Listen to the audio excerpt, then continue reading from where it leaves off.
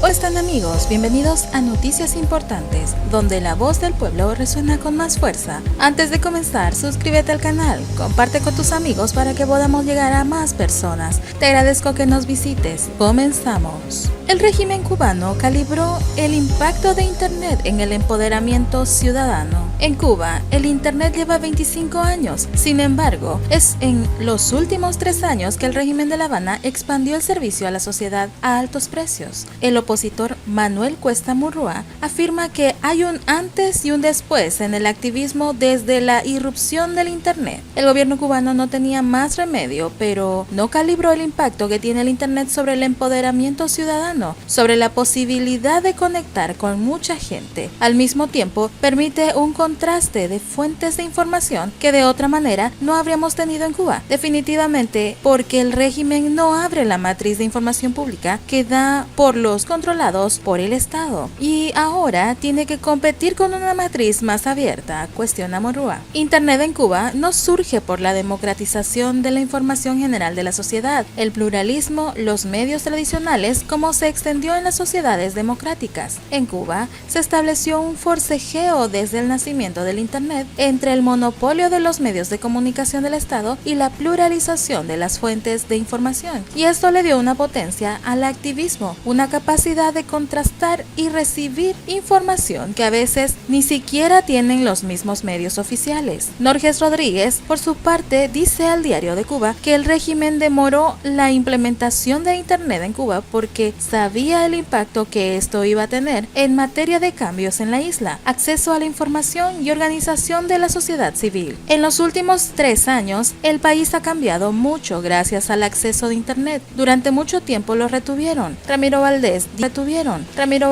dijo en el 2007 que las nuevas tecnologías e Internet eran un potro salvaje que había que dominar. Esa es la esencia de la política en Cuba con respecto al desarrollo del Internet. Ramiro Valdés dijo en 2007 que el potro salvaje de las nuevas tecnologías podía y debía ser dominado y las infocomunicaciones puestas al servicio de la paz y el desarrollo, pese a la insistencia de Miguel Díaz-Canel de llevar la revolución al Internet. El discurso habitual del régimen no caló en las redes sociales entre los cubanos que salieron a manifestar el 11 de julio contra la del orden establecido en la isla. Ahora el Grupo Archipiélago organiza una marcha cívica por el cambio para el próximo 15 de noviembre, a pesar del llamado a la violencia hecho por Díaz-Canel y los cientos de encarcelados y condenados tras el 11 de julio. Cuesta Murrúa señala que el 11 de julio ciudadanos de San Antonio de los Baños salieron a marchar. La exposición de estos a través de las redes sociales generó en otras ciudades y en otros pueblos un estallido, aglomeraciones ciudadanas demandando los mismos derechos. Esto de la realidad a lo virtual y de lo virtual a lo real solo es posible con Internet y en el caso cubano le dio contenido ciudadano a las viejas demandas que hasta este momento parecían solo de pequeños grupos aislados, no de la ciudadanía. Internet vino a destruir el mito de que las demandas de cambio, según el gobierno, solo eran demanda de grupúsculos aislados. Es cierto que el Internet ha fortalecido cierto tribalismo, algo negativo quizás para la democracia dentro de las redes, pero generó democratización desde abajo del proceso de creación cívica, derechos humanos, creación cultural, denuncias inmediatas de violaciones cometidas por autoridades y de exposición de los depredadores en materia de derechos humanos. Aymara Peña dice que antes nos costaba muchísimo a los activistas reunir información, preguntar, indagar, obtener fotografías, visitar lugares por la persecución de la seguridad del Estado. Internet ha abierto la posibilidad de contactar con personas a distancia que sin que sea un peligro salir de la casa o de que sepan que estamos trabajando, primero teníamos que ir a salas de navegación, que son lugares un poco vulnerables, luego a las zonas de Wi-Fi. Aunque fue en 1996 que Cuba se conectó por primera vez al Internet, hace ya 25 años, en la isla solo unos 5 millones se conectaban desde su teléfono o desde su casa, mientras otros 2 millones tienen que ir hasta su centro de trabajo, según las cifras divulgadas por el monopolio estatal de las telecomunicaciones ETEXA. Una población de poco más de 11 millones de personas, Cuba está muy atrasada frente a otros países insulares o de Centroamérica. Cuba, dice Norges Rodríguez. Hay otros parámetros como el acceso a internet desde los hogares que en Cuba está muy por debajo en los índices de penetración. Recuerda que muchas veces solo se consideró el correo nacional como acceso a internet e incluso el acceso a la intranet nacional. No fue hasta 2009 que el gobierno cubano abrió el acceso a internet en las oficinas de correos. Luego en el 2013 se abrieron salas de navegación en el país y en el 2014 fue que los cubanos pudieron conectarse en masa en las zonas Wi-Fi habilitadas en parques y lugares públicos. Aymara Peña recuerda que allá por el 2012 tenía que viajar desde Santi Espíritu a La Habana, unos 300 y tantos kilómetros para conectarse a internet en sedes diplomáticas. Fue solo un correo electrónico lo poco que pude hacer. No tuve cuenta de Facebook hasta mucho tiempo después. Era un sacrificio tremendo que hacía como activista. Apenas sin dinero, poder trasladarme toda esa cantidad de kilómetros bajo muchísimos riesgos. Manuel Cuesta Murrúa dice que la primera vez que se conectó fue con una amiga en una zona Wi-Fi. Parecían ferias de información cruzada, entre gente que mandaba saludos a la familia, otros que hablaban de política, otros que pedían dinero, otros que estaban tratando de conectar con viejos amigos y otros que fuimos a enviar y descargar información sobre nuestra actividad cívica. Fue un momento realmente interesante y que compartimos colectivamente. Mientras el internet supone fortaleza en la capacidad del individuo, es casi una epifanía que uno vive encerrado en un cuarto y sentado en una sala o bien en un café, pero como una experiencia solitaria, nosotros la vivimos como experiencia colectiva. Solo en el 2018 accedimos a los datos y eso, aunque parezca un avance inmenso respecto al mundo, es bastante tarde, dice Cuesta Murrúa. En diciembre de este año, ETEXA permitió el acceso a internet desde los teléfonos inteligentes. El activista dice que apenas 3 años, los cubanos vivimos ya una Cuba libre desde la virtualidad, aunque no la vivimos aún desde lo físico. Sin internet estaríamos viviendo una prolongación del totalitarismo en el relato y la narrativa del régimen que ha perdido el control de lo que se dice sobre el país y la sociedad, porque el activismo se ha articulado como país libre desde lo virtual. Cuesta Murrúa señala que los grupos cívicos no han tenido, por razones obvias, la cantidad de generar el empoderamiento en la sociedad cubana porque es una sociedad cerrada en lo físico, ya no en lo virtual. Internet le permitió a cada cubano convertirse de persona a individuo y de individuo a ciudadano, los 3 estatus simultáneamente en cada uno. Y eso explica bien